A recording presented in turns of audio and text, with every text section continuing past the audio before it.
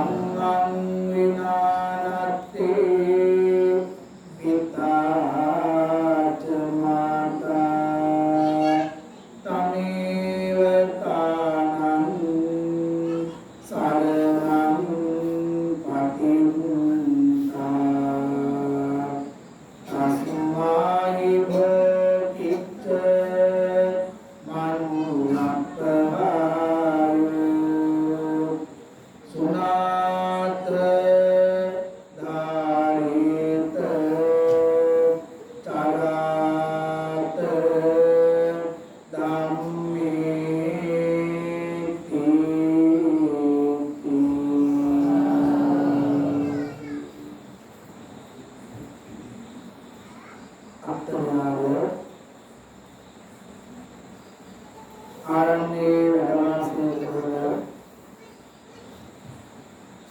ලොකු මෙහෙණින් වහන්සේලා ප්‍රමුඛ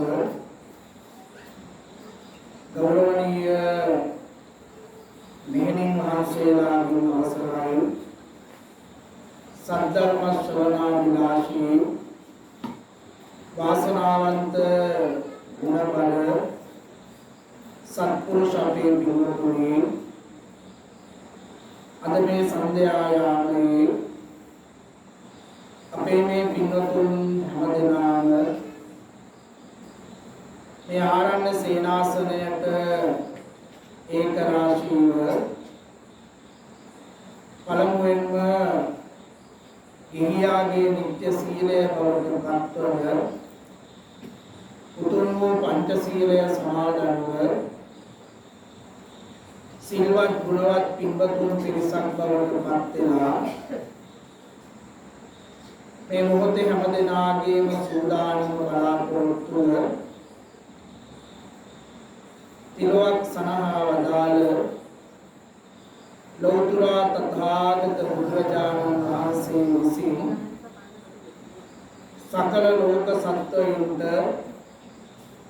පතලා වූ මහා කරුණාවෙන් උතුර දේශනා කරන්නට යෙදුණු ශ්‍රී සද්ධර්මයෙන් විදක් ශ්‍රවණය කරන්නට 2025 වර්ෂයේ අත්තනයාල මෙහෙණි ආරණ්‍යයේ කටින චීවර පූජා මහ පින්කම ආරම්භ කිරීමට පෙර ආතුව මේ විදියට ධර්ම දේශනාවක් පවත්වමින්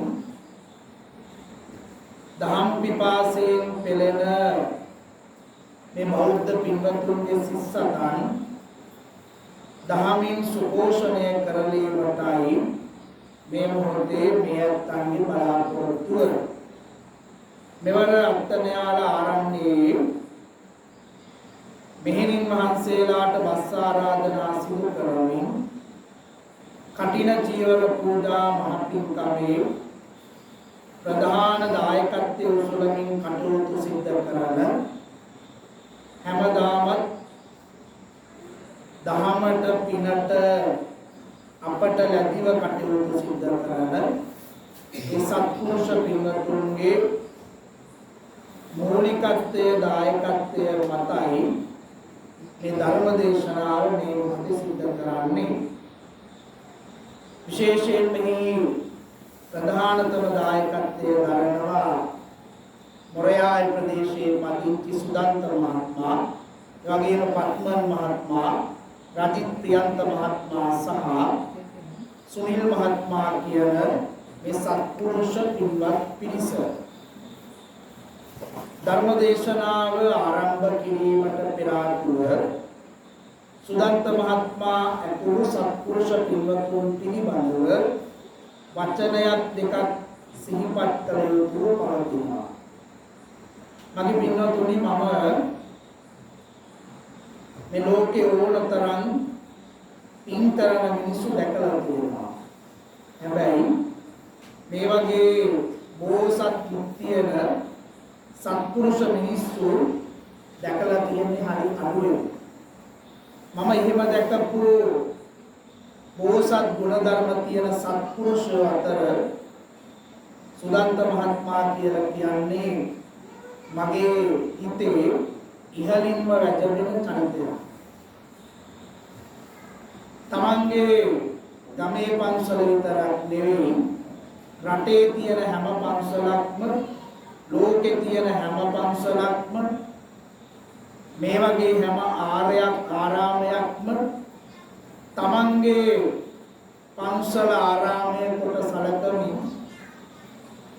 ලෝකින්න හැම හාමුදුරුවෝ නමක්ම තමන්ගේ හාමුදුරුවෝ කොට සැලකමින් ඉතාමත්ම ආදර්ශවත් චරිතවත් වටින ජීවිතයක් මේ පෙරින් නම් සඳහන් කළ සත්පුරුෂ මිනිස්සු ගත කරනවා. ඒත්තු ජීවිතේ හැමදාම උත්සාහ කරන්නේ තනිවම පින්කම් කරන්න නෙවෙයි බොහෝ පින්සක් ඒ පින්කම් වලට සහසම්බන්ධ කරනවා. ඒ නිසායි අද කටින පෙරහැර වීදි සංචාරය කරන්නට පෙර ආතුව ඔබගේ සිස්සතන් දහමින් සුපෝෂණය කරලන්නට මෙවැනි පින්කමකුත් ඒ අත්ව සංවිධානය කළේ. ඉතින් විශේෂයෙන්ම සුරන්ත මහත්මයා ඇතුළු එනම් සඳහන් කළ පින්වත් පිරිස ජීවිතේ හැමදාමත් ඉඩ ලද හැම මොහොතකම පින්කම් කරනවා. විශේෂයෙන්ම මීට මාස කිහිපයකට පෙර ආතුව අපි වැකඳවල පිළිවෙලේ අටවිසි කුටි සහිත බෝධි ප්‍රාකාරයක් නිර්මාණය කළා.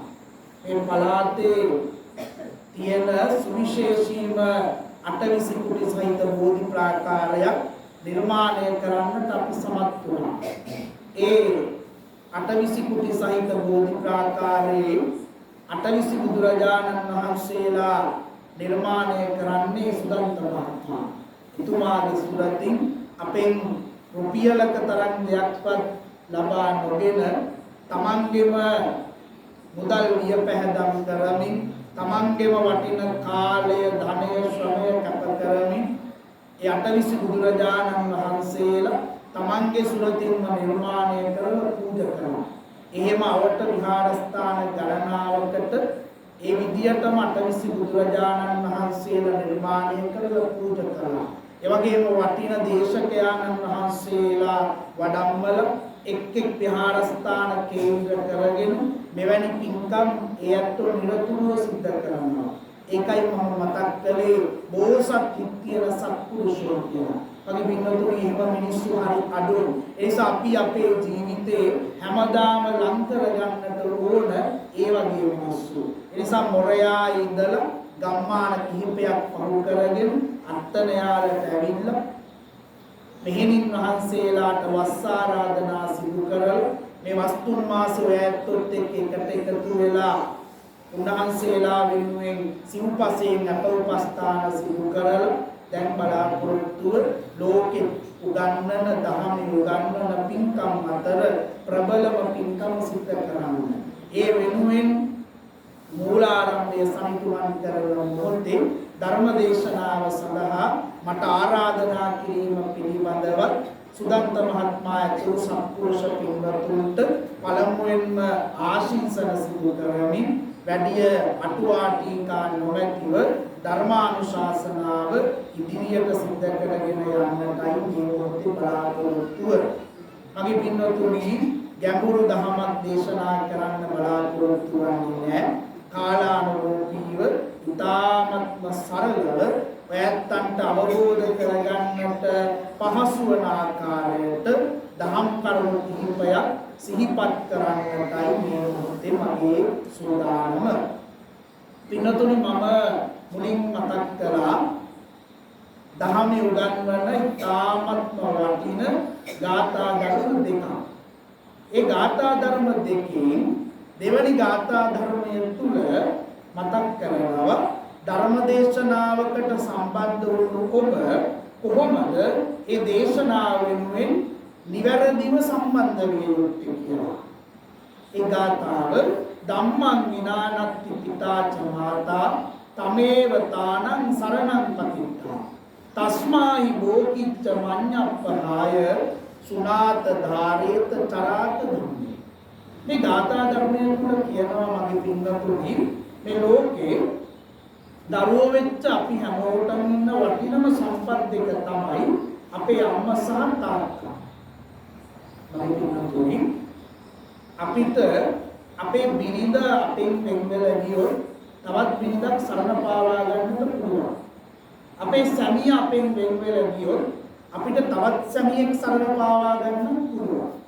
අපේ දරුවෙක් නැති වුණොත් වියෝවුනොත් අපිට තව දරුවෙක් හදා ගන්නත් පුළුවන්. හැබැයි අම්මා කියන චරිතයට තාත්තා කියන චරිතයට මේ ලෝකේ ආදේශ නැත්තේ නෑ. එක ආත්මයකට අපිට ලැබෙන්නේ එක අම්මයි එක තාත්තයි. ඒ ආත්මය අපි ගිනිහිලා ගියාම නැවත අපිට ඒ ආත්මෙට අම්මෙක් තාත්තෙක් ලැබෙන්නේ නෑ. ඒ නිසා දරුවෝ වෙච්ච අපිට ඉන්න වටිනම සම්පත් එක තමයි අපේ අම්මා සහ අපේ තාත්තා. එතකොට දරුවෝ වෙච්ච අපි අපේ අම්මට තාත්තට කොච්චරක්නම් ආදරය කරනවද? අපි ඒ දෙන්නට කොච්චරනම් ගෞරව කරනවද? ඒ දෙන්න රැක ගන්නට අපි කොයිතරම්නම් කැපකිරීම සිද්ධ කරනවද? අන්න ඒ වගේ ආදරයක්, ගෞරවයක්, කැපකිරීමක් අපි සිද්ධ කරන්න ඕනලු දහම කෙරෙහි, ධර්ම රත්නය කෙරෙහි. මගේ පින්නතුනි අද කෙමෙන් දහම වියකී යන යුගයක ඔබම ජීවත් වෙන්නේ. මගේ පින්නතුනි ලංකාව තරම් බණ කියන බණ අහන රටක් ලෝකෙ කොහෙවත් නැහැ. හැබැයි අපි බණ ඇහුවට කවදාවත් බණ පිළිපදින්නේ නැහැ. අතලොස්සක් පිණිස තමයි බණ අහලා ජීවිතේට අලුත් යමක් එකතු කරගන්නේ. ඒ නිසා වියකෙන්න හදන දහම රැක ගන්න නම් අපි නිතරම දහමෙම හැසිරෙන්න ඕන. පුළුවන් හැම මොහොතකම ධර්මානුශාසනාවන් ශ්‍රවණය කරමින් අපේ ජීවිතවල අලුත් පෙරලියක් සිද්ධ කර ගන්නට අපි කටයුතු කළ යුතුයි. ඒ නිසා අපි පින්තුනි වියකෙන්න හදන දහම රැක ගන්න නම් අපි නිතර බණ අහන්න ඕන. පින්තුනි බණ කියන අපිට හැමදාම මේ විදියට බිමින් වාඩි වෙලා එක තැනක ඉඳගෙන එහෙමම බණ අහන්න ඕන නැහැ. ජීවිතේට අලුත් යමක් එකතු කරගන්න පුළුවන් මිනිස්සෙට කුස්සියක් සාලෙන් බණ මඩුවක් වලට පත් කරගන්න පුළුවන්. අද මගේ පින්නතුනේ රූපවාහිනිය ගත්තම, ගුවන් විදුලිය ගත්තම ඕන තරම් බණ ඇහෙනවනේ. 24ම බණ ඇහෙනවා. කුස්සිය උයන අම්මට බණපදයක් අහනකම උයන්න පුළුවන්. අපි මගේ පින්නතුනේ බණට සමන් යොමු කරගෙන අපේ වැඩේ අපිට නිරත වෙන්න පුළුවන්. ඒ තුලත් ජීවිතේට අලුත් යමක් එකතු කරගන්න අපිට පුළුවන්. ඒ නිසා මගේ පින්නතුනි කාර්යබහුල ජීවිත ගත කරන අපි පුළුවන් තරම් ලද අවස්ථාවෙන් ප්‍රයෝජන නෙලා ගන්න පුළුවන් තරම් හැම මොහොතකම ධර්ම දේශනාවන් ශ්‍රවණය කරන්න ඕනේ.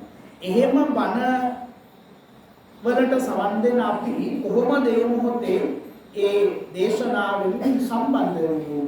මේ ගාථා ධර්මයේ අවසානයේ මතක් කළා සුනාත ධාරේත චරාත ධම්මේ වැටෝ අහලපුරුදු පාඨයක්. මේ මොහොතේ මම කියන වචනයක් ගානේ ඔයත් තාමත් මොහොතින් අහගෙන ඉන්නවා. සුනාත කියලා කියන්නේ ඒක. අනුවට මදි ධාරේත කියලා කියනවා අහපු හැම දහම් කරුණක්ම ඔබ ඔබේ සිස්සතන් තුළ ධාරණය කරගන්න.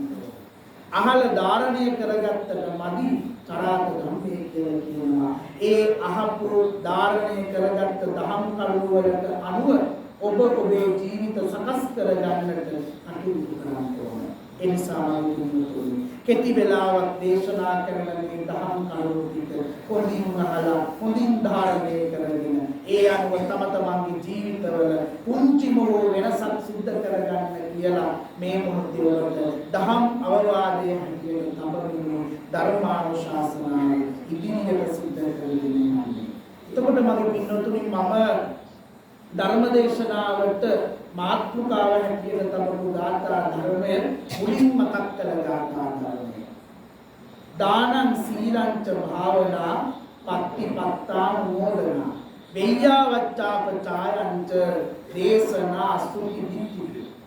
අංගුත්තර නිකායේ දසක නිපාතේ ගාථා පාඨයක් තමයි ඒ මතක් කරේ. මගේ පින්වතුනි අංගුත්තර නිකායේ දසක නිපාතයේ බුදුහාමුදුරුවෝ මතක් කරනවා මේ ලෝකෙ මිනිස්සු වෙච්ච අපි නිතර සිද්ධ කරන්නට ඕන පින්කම් 10ක් තියෙනවා. ඔයත් දන්නවනේ අටමහා කුසල කියලා පින්කම් 8ක් දහම ගන්නවා. ඒ පින්කම් 8 මේ ලෝකෙ තියෙන සුවිශේෂීම පින්කම් නැතිව තමයි දක්වන්නේ. ඒ පළවෙනි පින්කම තමයි කටින ජීවන පූජා මහ පින්කම. ඒ හැමදාම සිද්ධ කරන්න නොහැකි පින්කමක් කරෝයක් දන්නවනේ. එක පන්සලක එක අවුරුද්දකට එක වතාවක් පමණයි කටින ජීවන පූජා පින්කම සිද්ධ කරන්න පුළුවන්.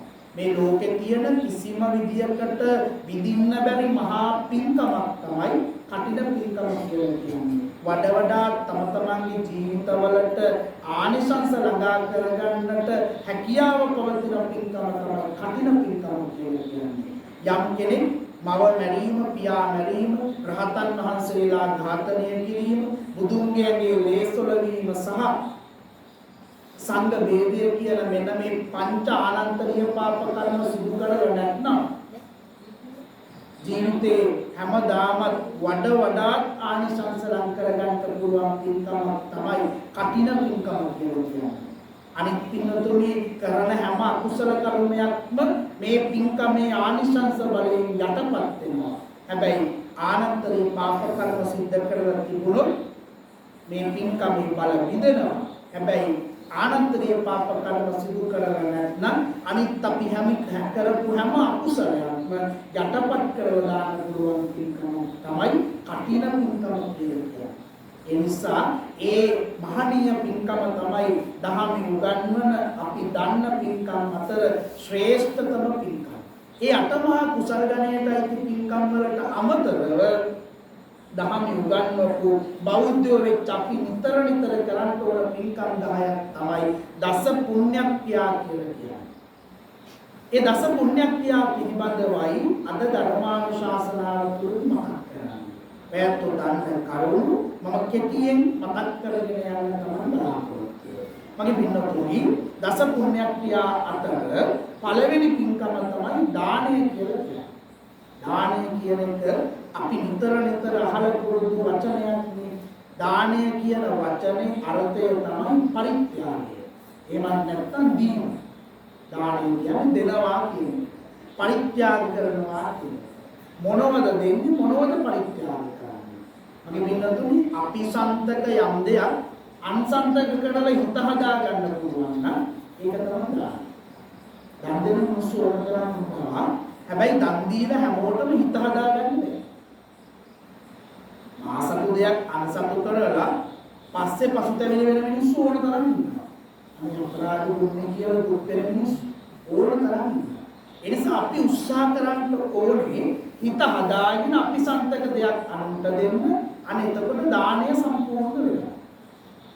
එතකොට හිතුම් පමණින් හැමෝටම දන් දෙන්න බෑ. දන් දෙන්න නම් අර විදියට සිතකය වචනය කියන කිදොර සම්පර කරගන්න ඕන. ඒ වගේම හිතවල තියෙන ලෝභ, ද්වේෂ, මෝහ කියන අකුසල චේතනා තදංග වශයෙන් හරි ඒ මොහොත තුල හරි යටපත් කරගන්න. පින්කම් කරන මොහොතේ යටපත් කරගන්න. ඒ වගේම අලෝභ, අද්වේෂ, අමෝහ කියන කුසල චේතනාවන් ඉස්මතු කරගන්න ඕන, මූලික කරගන්න ඕන. ඒ වගේම කර්මය, කර්මඵලය පිළිබඳව මෙලෝ පරලෝ ජීවිත පිළිබඳව කුසල අකුසල පිළිබඳව පව පින පිළිබඳව වැටහීමක් අවබෝධයක් තියෙනවා. මෙන්න මේ කරුණු කාරණා සියල්ල සම්පූර්ණ වුණාට දානය සම්පූර්ණ වෙනවා. එතකොට මගේ පින්නතුනි දානය කියන පින්කම බෞද්ධයෝ හැටියට අපි නිතර සිද්ධ කරන්න ඕන පින්කම. එතකොට දන් දෙනවා කියලා මගේ පින්නතුනි හැමදාම බුදුපාමුක් පහසඟරුවනටම දන් දෙන්න ඕනේ නැහැ. ඒක වඩාත් ආනිශංසදායි දානය තමයි. වඩාත් ආනිශංස ලැබෙනවා එහෙම දෙන්න පුළුවන් නම්. හැබැයි හැමදාම එහෙම කරන්න බෑනේ.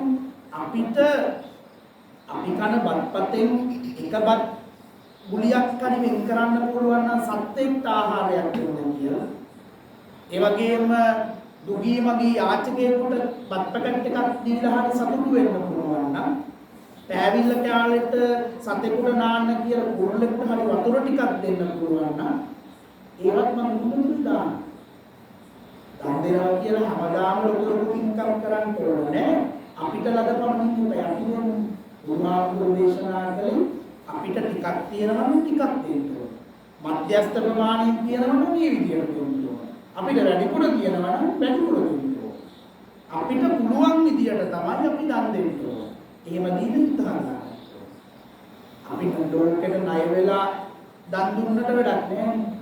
අපිට ලෝකෙට ණයකාරයෝ වෙලා අනුන්ගෙන් අපවාදහගෙන එහෙම කරන පින්කමෙන් ඇති වැඩක් නැහැ. අපිට තියෙන විදියට ඕන අපි පින්කම් කරන්න. එතකොට දානය කියන පින්කම බෞද්ධයෝ හැටියට අපි විතර කරන්න ඕන පින්කමක්. ඒ තමයි දස පුණ්‍යක්‍රියා අතර පළවෙනි පින්කම. දානය ගැන හැමදාම අහලා තියෙන නිසා අමුතුවෙන් මම ඒ ගැන වැඩි කරුණු මතක් කරන්න යන්නේ නැහැ. ඊළඟ පින්කම තමයි මගේ පින්කම සීලය. දාන සීලංච භාවනා. දෙවැනි පින්කම තමයි සීලය කියලා කියන්නේ. සීලය කියලා කියන්නේ අපි අපේ සිත කය වචනය කියන තිදොර සම්බර කර ගැනීමනේ.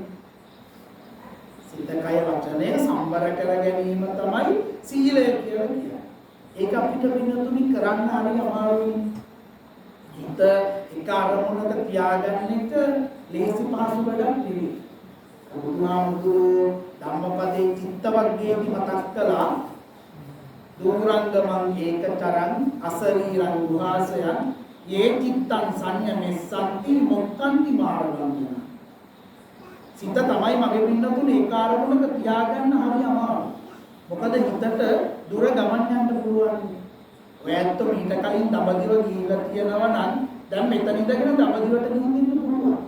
අනුරාධපුරයේ පොළොන්නරුවේ මීට කලින් ගිහින් තියෙනම් හිතේ මතකෙ තියෙනවනේ. ඒ මතකින් දැන් අනුරාධපුරයේ පොළොන්නරුවට ගිහින් එන්නත් පුළුවන්. හිත දුර ගමන් යනවා. දුරංගම. ඒක තරම් හිත හැමතිස්සෙම තනියම ජීවත් වෙන්නේ. මට හිතුණු දේ මම කරනවා. සමහර වෙලාවට ඒක හොඳ නරක දකින්නෙත් නැහැ. හිතුණු මමනින්ම සිද්ධ කරනවා. තනියම ජීවත් වෙන්නේ. පාලනය කරන්න කෙනෙක් නැහැ. අසරීන ගුහාසය. මේ හිත ජීවත් වෙන්නේ ගුහාවක් ඇතුළේ. ඒ තමයි මේ ශරීරය කියන ගුහාව ඇතුළේ මේ හිත ජීවත් වෙන්නේ. අන්න එහෙම දුර ගමන් යන තනිව හැසිරෙන ගුහාවක් ඇතුළේ ජීවත් වෙන හිත යමෙකුට සම්වර කරගන්න පුළුවන් නම් මොක්ඛන්ති මාර්ගං ඒ කෙනා මාර්යාගේ බැම්මෙන් නිදහස් වෙච්ච කෙනෙක්. ඒ කියන්නේ නිවන් දැක්ක කෙනෙක්. නිබ්බාණං පරමං සුඛං. බෞද්ධයෝ වෙච්ච නැත්නම් මිනිස්සු වෙච්ච අපිට තියෙන උතුම්ම සපත තමයි නිවන් සපත. එතකොට අරම හිත සම්වර කරගත්ත මිනිස්සයා නිවන් දැක්ක කෙනෙක්.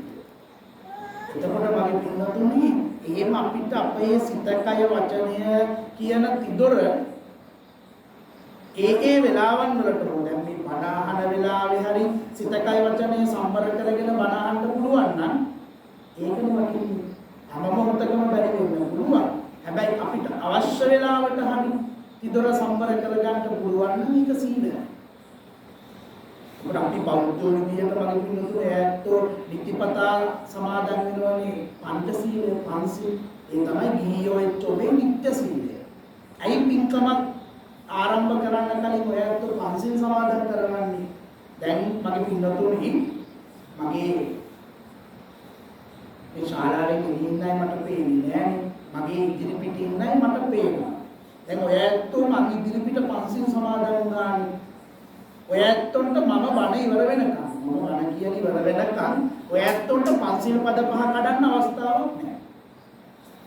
මම ඉදිරි පිට වාලේ ඉන්නේ ඒ නිසා ඔය ඇත්තොන්ට මොනම විදියකටවත් පංචශීල පද පහ කඩන්න අවස්ථාවක් නැහැ. ඒ නිසා ඔය ඇත්තෝ සිල්වත්ව ඉඳගෙනයි මේ ධර්ම දේශනාව ශ්‍රවණය කරන්නේ. ඒ නිසා ඔය ඇත්තෝ හැමෝම සිල්වත්. ඔය ඇත්තොන්ට ළඟට එන මధుරව මරන්න හිතුණත් ඒක කරන්න හිතෙන්නේ නැහැ. ආමුදු ඉදිරිපිට ඉන්න නිසා. බොරුවක් කියන්න විදියක් නැහැ. කටවැඩි කලින් විදියක් නැහැ. මම විතරයි දැන් කතා කරන්නේ. ඒ නිසා බොහෝ විට ඔය ඇත්තොන්ට මේ පංචශීල පද පහ මම පේන තෙක් මානින් අයට කඩ කරන්න ලැබෙන්නේ නැහැ. ඒ නිසා ඔය ඇත්තෝ සිල්වත්. ඒ නිසායි අපි පින්කමක් ආරම්භ කිරීමට පෙර ආතුව ඒ පින්කමට සම්බන්ධ වෙන අය ඉසරණ සහිත පංචශීලයේ පිළිපදිනවා. එතකොට මගේ පින්නතුනේ සීලය කියලා කියන්නේ සිත කය වචනේ සම්වර කරගැනීම. එය අපි යම් කිසි පින්කමක් හොඳ වැඩක් යහපත් ක්‍රියාවක් සිද්ධ කරන මොහොතේ හෝ සම්වර කරගන්නට ඕන. එතකොට නිතිපතා ඔය පංචශීල සමාදන් වෙනවා, ඕයට අටසීල සමාදන් වෙනවා, සාමණේර හාමුදුරුවෝ නමක් දසසීල සමාදන් වෙනවා, උපසම්පදා හාමුදුරුවෝ නමක් කෝටියක් සම්වර සීල් රකින්නවා. සීලෙ එන්න ප්‍රභේද ගොඩයි එන්න සීල් වැඩි. උසස් වෙන්න සීල් වැඩි. ගුණවත් වෙන්න සීල් වැඩි. එතකොට බෞද්ධෝ හැටියට ඔයත්ෝ නිතර සමාදන් වෙන්නේ පන්සිල්. ඒ පන්සිල් පද පහවත් රකින්න උත්සාහ කරනවා. බොහෝවිට මගේ පින්නතුනි පන්සිල් පද පහවත් රකින්න බැරි මිනිස්සු තමයි උපසම්පදා හාමුදුරුවෝ නම් කෝටියක් සම්වර සීල් ගන්නවා. පන්සිල් ටිකවත් රකින්න බැරි මිනිස්සු තමයි සාමණේර පුංචි හාමුදුරුවෝ නමගේ දසසිල් රකින්න යන්නේ. ඒ සීලය හොයන්න කලින් අපි අපේ සීලය ආරක්ෂා කරගන්න ඕනේ. හැමතිස්සෙම අනුන් හදන්න යන්න කලින් අපි හැදෙන්න ඕනේ. අපි පිළිතුරේ අපි අනුන්ට එක ඇඟිල්ලක් දික් කරනකොට අපේ පැත්තට ඇඟිලි 4ක් දික් වෙලා. ඒ නිසා අපි හැමතිස්සෙම උත්සාහ කරන්න ඕන අනුන් හදන්න නෙවෙයි මම කියන චරිතය හදන්න. මම කියන චරිතය හැදීම තුළ මේ ලෝකේ හැමෝම හැදිලා මමයි හැදෙන්නේ. අපිට අනුන් හදන්න යන එක හරි අමාරුයි. මම හරි හැදුනොත් හැමෝම ඉබේම හැදෙනවා. එතකොට සීලය කියලා කිව්වේ මොනේ කාරණාවට සීල රැකීමත් මගේ පින්නතුනි දස පුණ්‍යක් ත්‍යාතර වටින පින්කම්. දාන සීලංච භාවනා. තුන්වෙනි පින්කම භාවනාව. අපි හිත යම් කිසි එක අරමුණක තියාගෙන අපිට ඒ කටයුත්ත නිරත වෙන්න පුළුවන් නම් ඒක මගේ පින්නතුනි භාවනාව. එන්නේතු හිත කොහේවත් යවන්නේ නැතුව මර ටික අහගෙන ඉන්නවා නම් ඔයත් දැන් කරන්නේ භාවනාව. ඔයත් උයනකොට හෝ වේවා, ගෙවල් මිදුල් අතු ගන්නකොට හෝ වේවා, ගෙදර දොරේ වෙන යම් කිසි වැඩක් කරනකොට හෝ වේවා, හිත වෙන තැන් වලට යන්න නොදී එක අරමුණකම තියාගෙන ඒ වැඩේ කරනවා නම් ඒක භාවනාව. භාවනා කරන්න කියලා පළක් බැලගෙන කඳ රිදුව තියාගෙන එහෙම භාවනා කරන්න ඕනේ. අපි යම් කිසි කටයුත්තක් කරනකොට ඒකට විතරක් හිත යොමු කරගෙන ඉන්නවා නම් ඒක භාවනාව. පාඩම් කරන දරුවට පවා පාඩම් කරන වෙලාවට කරන්නේ ඒක විතර නම් ඒක භාවනාව. අමුතුවෙන් අපි අර විදියට භාවනා කරන්න යන්න ඕන නෑ. අපි එදිනෙදා ජීවිතේ කරන හැම කටයුත්තක්ම අපිට භාවනාවක් බවට පත් කරගන්න ඒක අරමුණක හිත තියාගන්න එකයි කරන්නේ. එතකොට මේ භාවනාව කියලා කියන්නේ දස පුණ්‍යක් ත්‍යාතර වටින පින්කම්. භාවනාව ප්‍රධාන වශයෙන් කොටස් දෙකකට බෙදෙනවා. ඊට අමතරව භාවනා ප්‍රභේද ගොඩක් තියෙනවා. ඒව ගැන විග්‍රහ කරන්න වෙලාව නෙවෙයි. අපි උළුවන් හැම මොහොතකම අපි කරන හැම කටයුත්තම හිතට එකඟව අවංකව සිද්ධ කරන්න ඒ කටයුත්ත කරනකොට වෙන දේවල් ගැන හිතන්න එපා. ඒකම භාවනාවක් කරනවා. ඔන්න ඒ කාරණාව තමයි. ඔන්න තුන්වෙනි පින්කම තමයි භාවනාව. දාන සීලංච භාවනාව. ඊළඟ පින්කම් දෙක පත්තිපත්තානුමෝදනා. පත්ති දාන සහ පත්තානුමෝදනාව කියන පින්කම් දෙකයි. ඒ තමයි මගේ පින්නතුනි පින් දීම සහ පින් අනුමෝදන් කිරීම. දැන් අපි පින්කමක් කරාට පස්සේ පින්නතුනි ඒ පින තවත් කෙනෙකුට දෙන්න අපි කැමති නෑ. ඕය කැමති නෑ. අපි පින්කම් කරනකොට තව අය පින්කමට එකතු කරගන්න බොහෝ මිනිස්සු කැමති නෑ. තනියම පින්කම් කරන්න හදන්නේ.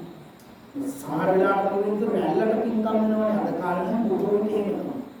අල්ලපු ගෙදර 29කට දාන දුන්නොත් අපි දෙන්නේ 29කට දාන.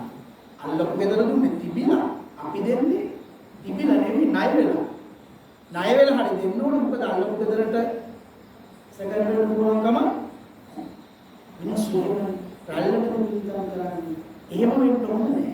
අපි යම් කිසි පින්කමක් කරනකොට අපේ වටේ පිටේ ඉන්න හැමෝම මේ පින්කමට සම්බන්ධ කරගන්න පුළුවන් නම් ඒක තමයි මම පිළිතුරු වටින්නේ. දැන් අද මෙතන මේ බණ අහන්න ඉන්න බැරි වෙච්ච මිනිස්සු කොච්චරනම් ගෙවල් වල ඇද්ද? ඒ මිනිස්සු හිතානින්ද අපිට හම්බෙන්නේ. ඒ හම්බෙන මොහොතක මේ අහපු බණ වලින් එක පදයක් හරි මේ මිනිස්සුන්ට කියන්න පුළුවන් නම් අනේ අපි ආරාමයේ බණක් කියනවා. ඒ අහපු මෙන්න මෙහෙම දේවල් ටිකක් කියමු. ඒ කියපු එක දෙයක් හරි අර අනිත් හම්බෙන මිනිස්සුන්ට කියන්න පුළුවන් නම් ඒක හරි වටිනවා. ඒ මිනිස්සුගේ ජීවිතේට මොනවා හරි අලුත් දෙයක් ඒකෙන් ඉගෙන ගන්නවා. එතකොට මගේ පින්නතුනි අපිට පුළුවන්කම තියෙන්න ඕන අපි පින්කමක් කළාට පස්සේ ඒ පින තව කෙනෙකුට ලබා දෙන්න. පින කියන්නේ පින්නතුනි දෙන්න වැඩි වෙනවා. දෙන්න වැඩි වෙනවා. ඒකට පින කියලා කියන්නේ. එතකොට අපිට පුළුවන්කම තියෙන්න ඕනේ අපිත් එක්ක ජීවිතේ එකට ගත කරන අපේ අසල්වැසියෝ වෙන්න පුළුවන්, අපේ ඥාතීන් වෙන්න පුළුවන්, අපේ හිතවතුන් වෙන්න පුළුවන්. අපි පින්කමක් කරනකොට ඒ හැමෝම මේ පින්කමට එකතු කරගන්න ඕනේ. එන්න බැරි වෙච්ච කෙනෙක් ඉන්නවා නම් ඒ කෙනාටත් ඒ පිළින් කොටසක් දෙන්න ඕනේ. අනේ මම මෙහෙම පින්කමක් කළා, ඔයාටත් ඒ පින අයිති වෙන්න ඕන කියලා එයාටත් ඒ පිළින් කොටසක් දෙන්න පුළුවන්. ඒක හරි වටිනවා. ඒකත් පින්කමක්. පත්තානුමෝදන පින් අනුමෝදන් කිරීම. අපි යම් කිසි පින්කමක් කළාට පස්සේ අපි ඒ පින් අනුමෝදන් කරනවා කාටද? දෙවියන්ට අනුමෝදන් කරනවා. අපේ නමින් මියගිය ඥාතීන් ඥාතීන් වෙනුවෙන් පින් අනුමෝදන් කරනවා. ඒක අපි හැම පින්කමක්ම අවසානයේ නොරදවාම සිද්ධ කරනවා. අනේ අපේ පින අපේ වටේ පිටේ ඉන්න අපේ ඥාතීන්ට දෙනවා වගේම අපෙන් ඈත් වෙලා දුරට ගිහින් ඉන්න අපේ නොපෙනෙන මානින් අපේ ඥාතීන්ට ඒ පින අපි අනුමෝදන් කරන්න ඕන. අපිව රකින්න මේ ශාසනය රකින්න දෙවියන්ටත් ඒ පින් අනුමෝදන් කරන්න ඕන. එහෙම පින්කමක් සිදු කරලා ඒ පින දෙවියන්ට බලදී ඥාතීන්ට අනුමෝදන් කරලා සතුටු වෙන්න පුළුවන් නම් ඒකත් මගේ පින්නතුනි පින්කම. ඔන්න ඊළඟ පින්කම දෙක තමයි. ඊළඟට වෙయ్యාවච්ච. ඊළඟ පින්කම වෙయ్యාවච්ච. වෙయ్యාවච්ච කියලා කිව්වේ වතාවක් කියන. එහෙමත් නැත්නම් අපේ පින්නතුනි යම් කිසි කටයුත්තක් කරනකොට ඒක හරියට කරනකොට දැන් බලන්නකො අද ධර්මදේශනාව සිද්ධ කරන්න ඔයත් දිනේ වෙන් කරගන්න. දිනේ වෙන් කරලා දේශකයන්න් වහන්සේ නමකට ආරාධනා කරනවා.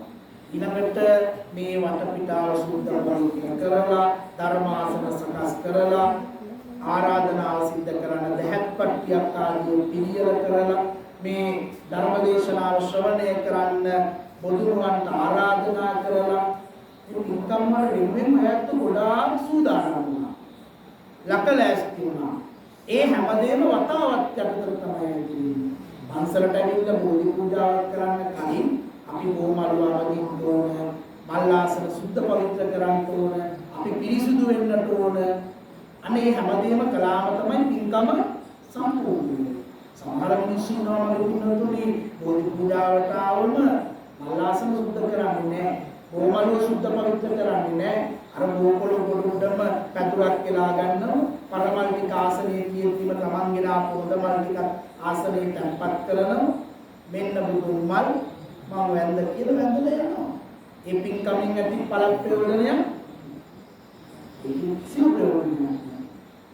අපි අනිවාර්යයෙන්ම පින්කමක් කරන්න කලින් මූලික වත්පිළිවෙත් ආදිය විෂයාකාරව අවබෝධ කරගෙන ඉෂ්ට සිද්ධ කරන්නම ඕන. ඒකට තමයි කිව්වේ වෙయ్యාවච්ච කියලා. වතාවච්ච. අපචායන කියලා කියන ඊළඟ පින්කම වැඩිහිටියන්ට සැලකීම තමයි අපචායන කියන්නේ. විශේෂයෙන්ම පින්නතුනි මෙතෙන්දී අපේ ගුරුවරු ඒ වගේම අපේ වැඩිහිටියෝ අපේ දෙමාපියෝ ඒ අයට අපි ගෞරව කරනවා. පූජාච පූජනීයාන මේතම් මංගල පුතුමා. පිළියෙත්තම් පුදීම මංගල කාරණා. විශේෂයෙන්ම අපි සද්ධර්මයට ගරු කරන්න ඕන. අපි අපේ වැඩිහිටියන්ට, අපි අපේ දෙමාපියන්ට, අපි අපේ ගුරුවරුන්ට, ඒ වගේම අපි අපේ බුදුහාමුදුරුවන්ට, ධර්ම රත්නයට, සංඝ රත්නයට ගෞරව කරන්න ඕන. ඒ අය උදන්ට ඕන. ඒකට තමයි අපචායන කියලා කියන්නේ. අද පිළිතුරු අද කාලෙම බොහෝ දරුවෝ වෙනීතියෝ තම සතේකට ගණන් ගන්නේ අද රූපවාහිනිය දරුවෝ ගුවන් විදුලියේ ප්‍රවෘත්තියක් කරුවොත් වැඩිපුර අහන්න දකින්න ලැබෙන්නේ පාසල් වල ළමයි ගුරුවරුන්ට ගහලා. එහෙනම් ගුරුවරුන් දරුවන්ට දඬුවම් කළේ අද දරුවෝ තමයි ගුරුවරුන්ට දඬුවම් කරන්නේ. නැත්තම් ගෙදරින් ලේලි තමයි නැන්දම්මට ගහන්නේ. එහෙම තමයි අද සමාජයේ අනිත් පැත්තට එහෙම කියන්නේ. අම්මා තාත්තා බෙදලා දරුවන්ට අවවාද කළා. දැන් එහෙම කරන්න බෑ. දැන් දරුවෝ තමයි අම්මා තාත්තාට අවවාද කරන්නේ. ලෝකේ අනිත් පැත්ත හැදගෙන කියන්නේ එහෙම වෙන්න නෑ. අපචායන කියලා කියන්නේ අපි හැමතිස්සෙම වැඩිහිටියන්ට ගරු කරන්න ඕන. එයාලගේ අවවාද උපදෙස් අපි හරියට පිළිපදින්නට ඕන. අම්මා තාත්තා ගත්තොත් දරුවෝ වෙච්ච අපිට මගින් ජීවිතය දුන්නේ දෙන්නේ. අද ඔයත්ෝ මෙහිම වාඩි වෙලා බණ අහන්නේ. ඔයත්ෝගේ අතපය අතර හරියට තියෙන්නේ. මම මේ ධර්මාසනයේ වාඩි වෙලා බණ කියන්නේ. මේ හැමදේම සිද්ධ වුණේ අම්මා තාත්තා කියන චරිත දෙකකින්. ඒක අපි නිතරම කල්පනා කරන්න ඕනේ. බුදුහාමුදුරුවෝ දේශනා කළේ බුද්ධෝ විය මාතා බුද්ධෝ විය පිතා. ඊතර දරුවන්ට ඉන්න බුදුවරු දෙන්න අම්මා තාත්තා කියලානේ. එතකොට අම්මා තාත්තා තමයි අපි මේ ලෝකේ වැඩියෙන්ම ගෞරව කරන්න ඕන චරිත. මොකද දැන් මේ සුදන්ත මහත්මයා කරු පින්වතුන් පින්කම් කරන්නේ අපි අපේ ජීවිතේ ඉඳලාද හැම මොහොතේම පින්කම් කරන්නේ අපිට ජීවිත දායාදේ අම්මා තාත්තා දීපු දුන්නා. ඒ නිසා අපචායන අපි වැඩි කියන විතරම ගෞරව කරන්න ඕන. පිළියෙලට මිනිස්සු හැමතිස්සෙම උදාහරණ අද බොහෝට පින්නතුනි නරුණට පස්සේ අවමංගල්‍ය කටයුතු ජයක සිද්ධ කරනවා. හැබැයි ජීවිතුන් අතර ඉන්නකොට කිසි කෙනෙක් හොයන්නේ බලන්නේ දෙන්න ඇදී අපාදුක් කියලා නඩනවා. වතුර ටිකක් දෙන්න කෙනෙක් නැහැ. නාවල පිරිසුදු කරන්න කෙනෙක් නැහැ. හැබැයි නරුණට පස්සේ තොරන් ගහලා හැමතැනම රටටම අවමංගල්‍ය කියලා දින 7-8 මගුල් අවමගුල ගන්නවා මගුලක්. අද කාලේ ඉන්නවා. හැබැයි ජීවත් වෙන්නකොට බලන්නවත් නැහැ.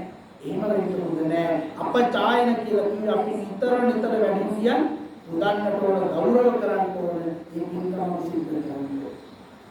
ඊළඟට පින්කම දේශනා කියලා කිව්වේ ධර්ම දේශනා සිදු කිරීම. ධර්ම දේශනා විතර නෙවෙයි පින්කම.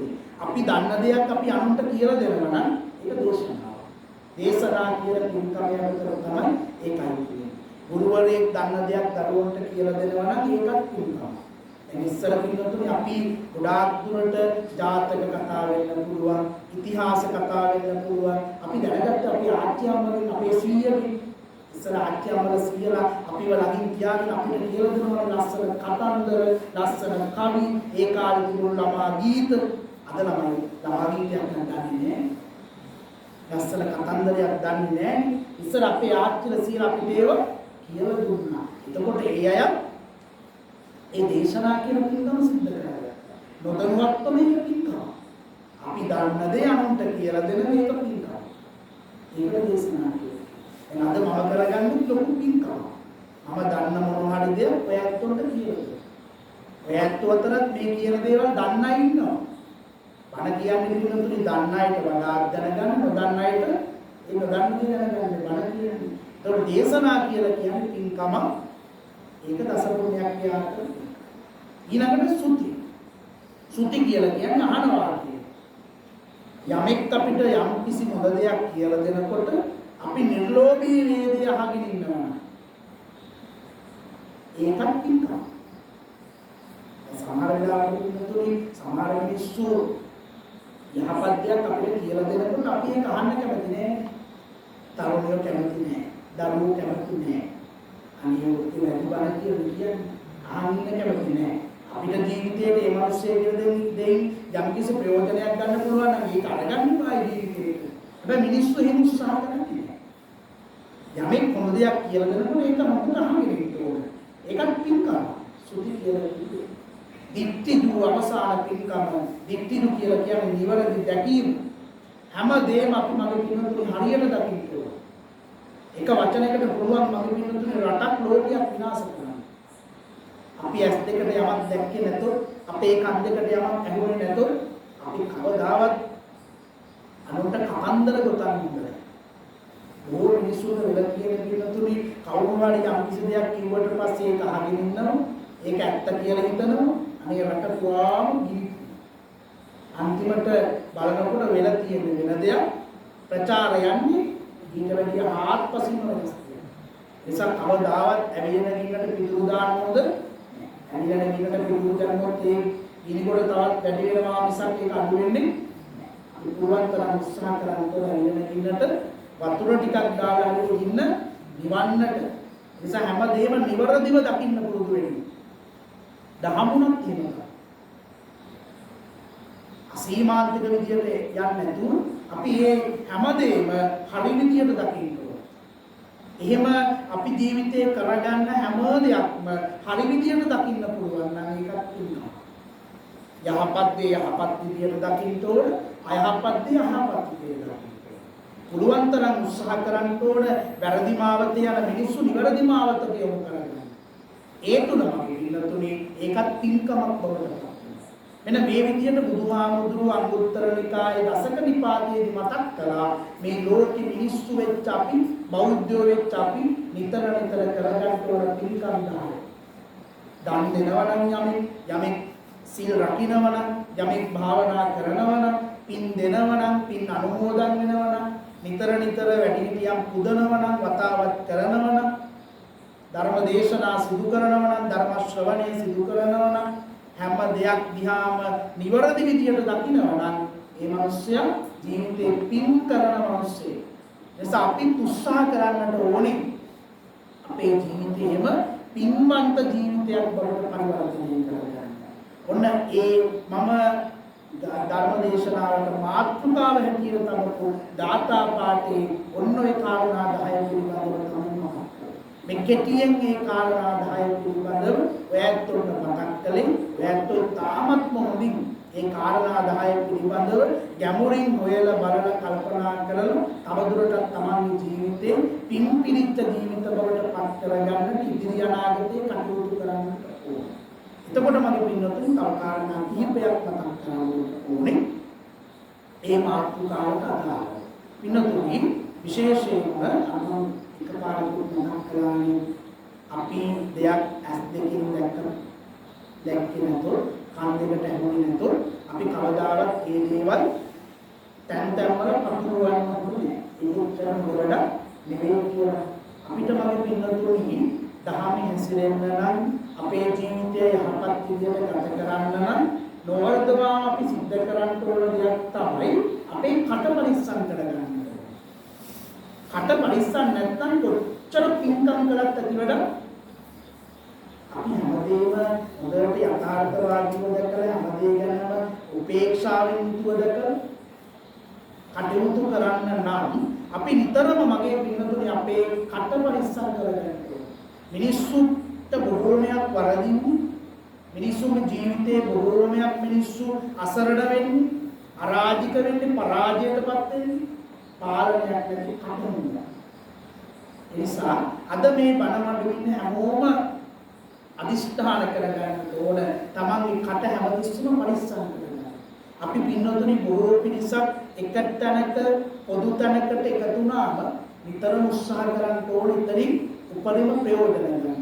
දැන් අපි බලන්නකො පින්නතුනි තියෙනවනේ ගම්මානවල එක සමිති සමාගම කාන්තා සමිති තියෙනවා මරණාසන්න සමිති තියෙනවා එහෙම එක එක සමිති තියෙනවා ගම්මානවල අපි සමිතියකට ගියාම පින්නතුනි සමිතිය පවතින නම් පැයක් එකමාර හැබැයි අපි අනවිට කලින් අපි මේ රැස්වීම ඉවර වෙලා නැවත ගෙදර යන්නේ පැය දෙක තුනකට පස්සේ ඒ ගත වෙන හැම මොහොතකම අපි හැම තිස්සෙම හදන්නේ අනුන්ගේ වැරදි කතා කරන්න, අනුන්ගේ අඩුපාඩු කතා කරන්න, අනුන්ගේ ඕපාදූප කතා කරන්න. ඔතන අපි වැඩිපුරම යොදාගන්නේ ඕකටනේ. හැබැයි මගේ පින්නතුනි බොහෝ පිරිසක් එකතු වෙච්ච තැන අපි හැමතිස්සෙම උත්සාහ කරන්න ඕන Tamanටත් ප්‍රයෝජනයක් වෙන, අනුන්ටත් ප්‍රයෝජනයක් වෙන දේක් එතන කතා කරන්න. නැත්නම් ගැටලු ගොඩයි. අර කියනවා මගේ පින්නතුනි කටින්ද මාළු නැහැ කියලා. කටින්ද මාළු නැහැ කියලා කියන්නේ අපි පින්නතුනේ මාළු වලට මිනිස්සු මාළු වල්ලන්න දානවනේ විලීපිත්ත ගඟට මුහුදු විලීපිත්ත දැම්මට පස්සේ මාළුව කට අරගෙන හිටියොත් විතරයි විලීපිත්තට ආවේ. ඌ කට වහගෙන පාඩුව පිනිනලා ගියා නම් ඌ විලීපිත්තට ආවෙන්නේ නැහැ.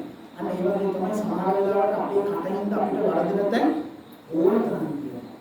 අන්තිමට අතීතේ දඹදිව හිටියන දිසාපාමොක් කියලා අඳුනවලු ගුරුවරයෙක් කිව්වේ මේ දිසාපාමොක් ළඟට තමයි දඹදිවේ ඒ කාලේ හිටපු හැම ප්‍රමුඛ නිවසකම දරුවෙක් අධ්‍යාපනය ලබන්න යවන්නේ දිසාපාමොක් ගුරුතුමාට. දක්ෂ ගුරුවරයෙක්. මේ ගුරුවරයාට හිටිය මලුතුන්ගේ ශිෂ්‍යයෝ ගොඩක්. ශිෂ්‍යයෝ පිළිවෙලක් හිටියා. හැබැයි ඒ කාලේ මම පින්නතුණු වෙලාව බලන ඔලෝසු දුන්නේ නැහැ අද වගේ ඔලෝසු දුන්නේ නැහැ. ඊර බලලා හඳ බලලා අහස බලලා තමයි වෙලාව තියෙන්නේ. දවසක් අනුතුමා කල්පනා කරනවා හරියට වෙලාව දැනගන්න විදියක් නැහැ. දරුවෝ ඉගෙන ගන්න ඕන, දරුවෝ වතාවත් කරන්න ඕන, දරුවෝ වෙලාවට නිදා ගන්න ඕන. මේකට උපක්‍රමයක් ගන්න ඕන කියලා හිතලා අනුතුමා මොකද කරන්නේ? තාක්ෂිලාවට ගෙනාව මගේ පිළිතුරු කුකුලේ. කුකුල ගෙනාව දැන් කුකුලා හැමදාම උදේ 5ට කෑ ගහනවා. එලාමෙන් තිබ්බා වගේ තමයි කුකුල හඬරනම පහ. දැන් 5ට කෑ ගැහුවට පස්සේ ළමයි කියන්නේ විතර වත් පිළිවෙත් ආදී සිද්ධ කරලා හොඳට ඉගෙන ගන්න වෙලාවට නිින්දට යනවා. හැමදාම උදේ 5ට මේ දරුවෝ ටිකට අවදි කරන්නේ කුකුල. කාලයක් ගත වුණා. නොසිතූ මොහොතක දවසක් මේ කුකුල මැරුණා. කුකුල මියදුනා. කුකුල මියදුනාට පස්සේ කුකුලගේ වියෝවෙන් මේ දරුවෝ ටික අනිත් සතුටකටපත් වුණා. මොකද දැන් දරුවන්ට හිතුණු වෙලාවට නැගිටින්න පුළුවන්. හිතුණු වෙලාවට නිදා ගන්නත් පුළුවන්. අපිට හිත ලොකුනේ මේ කුකුලා ඌරාමිට හොඳයි කියලා මේ දරුවෝ කල්පනා කරා. අනිත් සතුටු. ඔහොම ඉන්නකොට අතුතුමා මොකද කළේ? දැන් දරුවෝ හිතුණු වෙලාවට නැගිටින්නේ. හරියට ඉගෙන ගන්න විදියක් නැහැ. හරියට දරුවෝ නිින්දක් නැහැ. සමහර දවස්වල වැඩිපුර නිදි. ඒ නිසා මොකද කරන්නේ? අතුතුමා තක්ෂිලාවට ගෙන අලුත් කුකුලේ.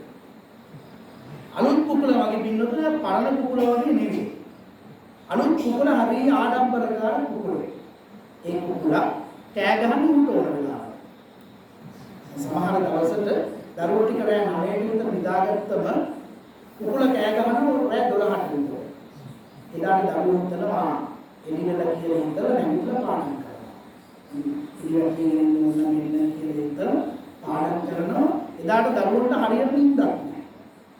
සමහර දවස්වල රෑ 9 විතර දරුවෝ නිින්දට ගියා කියලා හිතමු. කුකුල කෑ ගහන ඊට පස්සේ දවසේ දවල් 12ට එකට තමයි කුකුල කෑ ගහන්නේ. එදාට දරුවන්ට පාඩම් කරන්න කියලා. මේ වැඩිපුර නීති. ටික දවසක් බැලුවා. සමහර දවස්වල දරුවෝ නිදා ගන්න නැහැ. සමහර දවස්වල පාඩම් කරනවා. තමයි ටික කල්පනා කරලා මේක හරියන්නේ නැහැ. මේ කුකුල ඕන වෙලාවකට කෑ ගන්න, එපා වෙලාවකට කෑ ගන්න. මුගෙන් අපිට හරි වදේ කියලා ළමයි ටික එකතු වෙලා මේ කුකුල එක්කිනවා. මරවලා. එතකොට ඒ කුකුලගේ ජීවිතය පින්නතුනේ විනාශ වෙන හේතුනේ ඔහේ පාලනයක් නැති කට. ඕන වෙලාවට එපා වෙලාවට හැම එකටම කෑ ගහන්න ගියපො ඉන්න මේ කුකුලගේ ජීවිතය විනාශ වෙනවා. අන්න එහෙම අපි ඕන දෙයකට එපා දෙයකට දෙකටම කට ඉස්සර කරන්න ගියොත් මේ ජීවිතය විනාශ වෙනවා.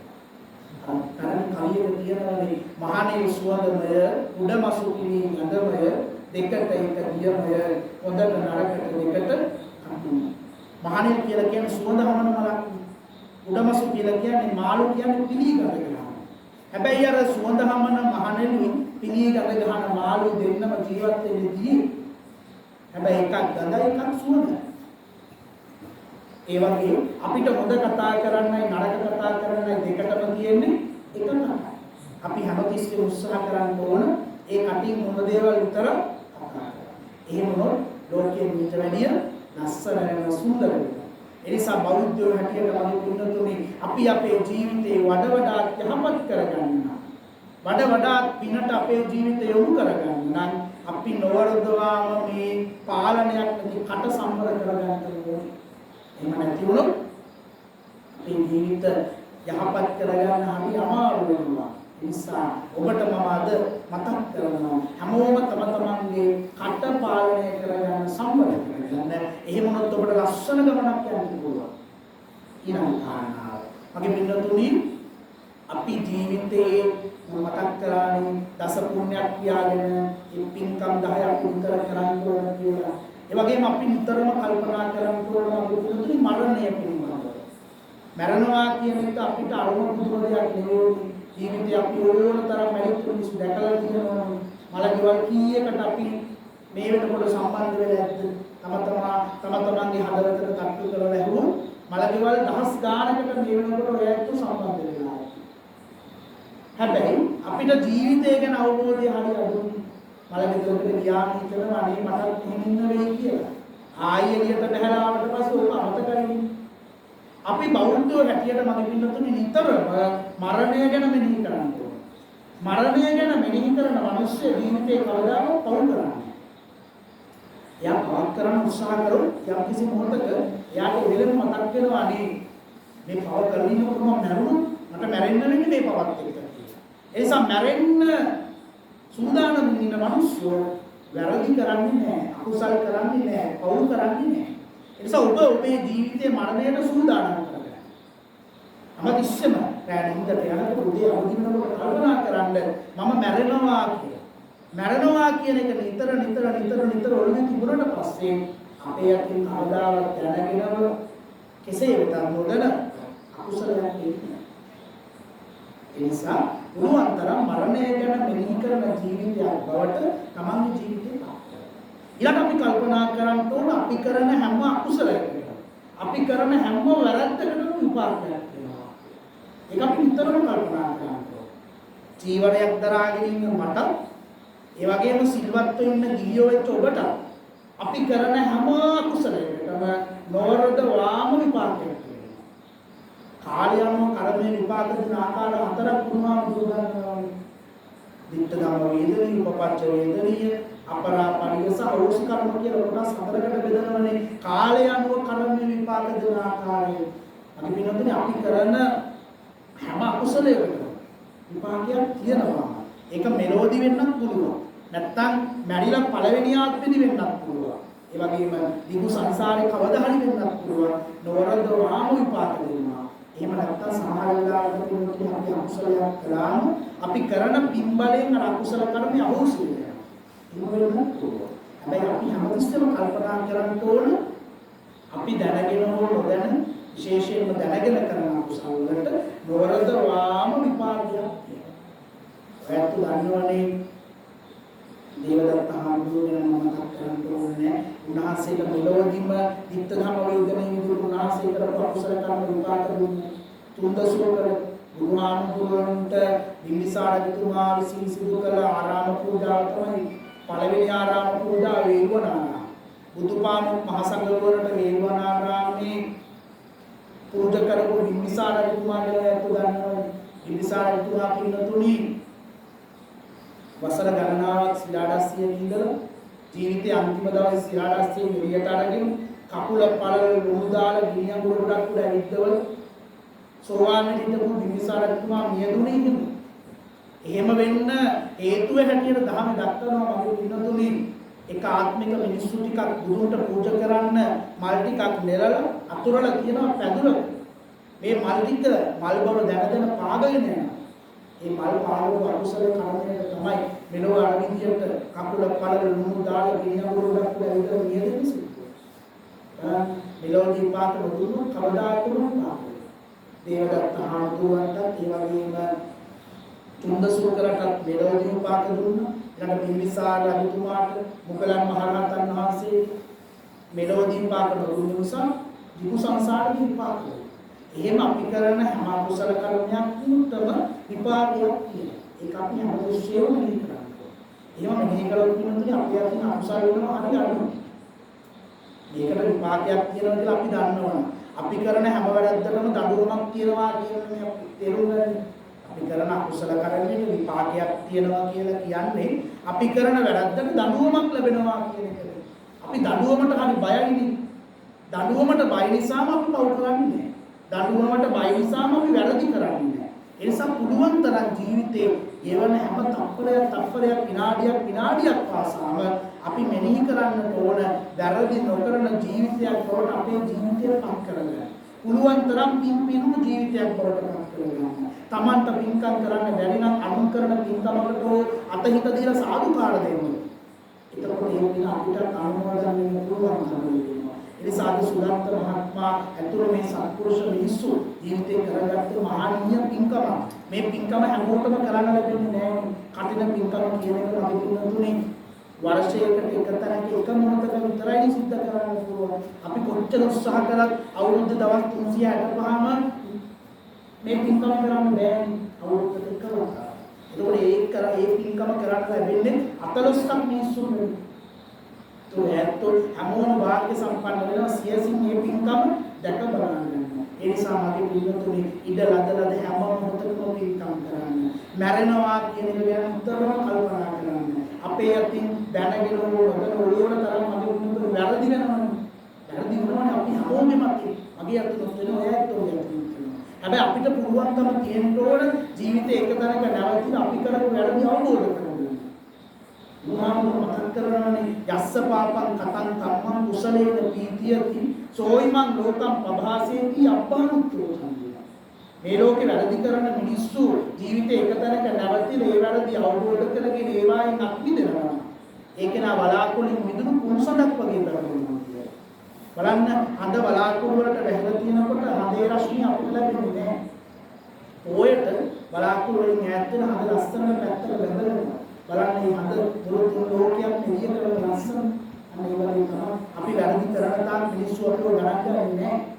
අපි මේ වැරදි වලින් මිදලා යහපත් වුණොත් දැන් අපේ වටේ මිනිස්සු ඕනතරම් එකතු වෙනවා. නිසා පින් කරන මිනිස්සුන්ට හැමෝම හරි කැමති, හැමෝම හරි ආදරේ. ඒකයි සුදත්ත මහත්මයා, වගේම පත්මන් මහත්මයා, රජිත් මහත්මයා, මේ සුනිල් මහත්මයා ඇතුළු මේ මිනිස්සුන්ට අපි ආදරේ කරන නිසා පින් කරන මිනිස්සු වටේ අපි එකතු වෙනවා. එතකොට මේ මිනිස්සුගේ දෑත් තව තවත් ශක්තිමත් වෙනවා. මේ මිනිස්සුන්ට තව තවත් පින්කම් කරන්න ආසන්න වෙනවා. ඒ නිසා පින්කම් කරන මිනිස්සු අපි තලාපෙලා පොඩි කරලා දාන්නේ නැතුව මේ මිනිස්සු වටේ එකතු වෙන්න ඕනේ. ඒ වුණා මිනිස්සු තව තවත් පින්කම් කරන්න හිතනවා. ඒ පිනට අතහිත දීලා අපිට පිනේ කොටස්කාරව වෙන්න පුළුවන් කම. එනිසා මේ අත්තු කරන පින්කමට එයත් සාධුකාරකව සම්බන්ධ වෙන ඒ පිනේ මහා කොටස්කාරව වෙනවා. එනිසා අපි පින්තුන හැමෝම වෙන වැඩි කරුණු තවම කරන්නේ අපි තව දවසක හමු වෙලා දහම් කරුණු සාකච්ඡා කරමු. දැන් ධර්මානුශාසනාව කටයුතු නිමාවට පත් කරන්නට බලාපොරොත්තු අත්නයාල ආරණ්‍ය මුල් කරගෙන මෙවල කටන පින්කම් සිද්ධ කරන අපේ සුදත්ත මහත්මයා ඇතුළු මේ බෝසත් ඉන්දියන සත්පුරුෂ මිනිස්සු හැමෝටම අනේක වාරයක් පින් දෙනවා. ඒ ඇත්තෝ හැමෝගෙම ජීවිත දිනෙන් දින ඒකාලෝකමත් වේවා. මේ සිදු කරන පින්කම් තවත් කුළුල් විදියට සිද්ධ කරන්නට අවශ්‍ය කායික මානසික ශක්තිය ලැබෙන්න කියලා ඒ සත්පුරුෂ උත්තරට පළමුවට ආශිංසන සිදු කරමින් මේ මොහොතේ ධර්මානුශාසනාව ශ්‍රවණය කිරීම තුළ ලබාගත් පුණ්‍ය ශක්තිය පළමුවට ලෝකයේ සම්මුඛ සසුන ආරක්ෂා කරන සියලු දෙවියෝ අනුමෝදන්වා දෙවියෝ මෙහින් අනුමෝදන් වෙලා මේ ආරණ්‍යයේ වැඩ ඉන්න ගෞරවනීය මිහිරි මහසේන සියලු දෙනාටම ඒ වගේම ධර්මදේශනාවේ දායකත්වයෙන් ගන්න ලද මේ සත්පුරුෂ මිනිස්සුන්ට ඒ අත්ංගේ පවුලේ දරුවෝ ඇතුළු කොටගත් හැම දෙනාටම ඒ වගේම ධර්ම ශ්‍රවණය සිද්ධ කළ මේ උපාසක උපාසිකාවන් හැම දෙනාටම බෝසත් දරුවන්ට නිදුක් නිරෝගී සුවය චිර ජීවනය දීර්ඝාසු සම්පන්නිය වේවා. ඒ හැම දිනාටම වැළඳී පැමිණි අපනුපද්‍රව දුරු වේවා, දෙඩ දුරු වේවා, කරදර දුරු වේවා. ඒ හැම දිනාගේම ජීවිතවලට යහපත, සිතක් ශාන්තියක්, සැනසීමක්, සතුටක් උදා වේවා. ඔබට දිවියේ කිසිම දවසක කරදරයක් බාරනවා, දුකක් දුන්නසක් විපත්තියක් නොවේවා. සතුටින් සාමදානින් ජීවත් වෙන්න අවශ්‍ය කායික මානසික ශක්තිය වේවා. දෙවියෝ දෙවියන්ව පතන පාරතරම නිවන් දකිත්වා කියලා සාදු හැමෝම පළමුව දෙවියන්ට දෙන්න ආකාශත්තා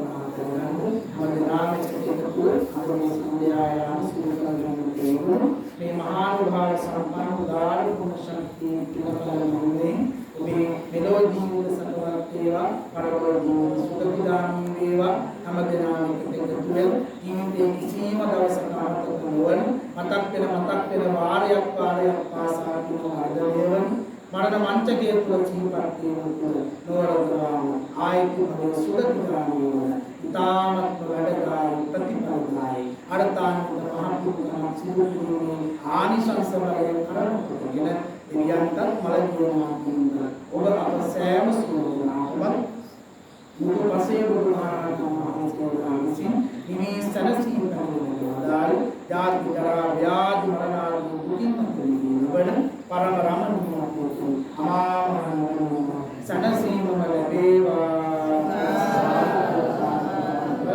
නමෝ නමෝ ආශිර්වාද කරනවා මේ මල් රැණි සිතුයි හැම හද තුල ඒවා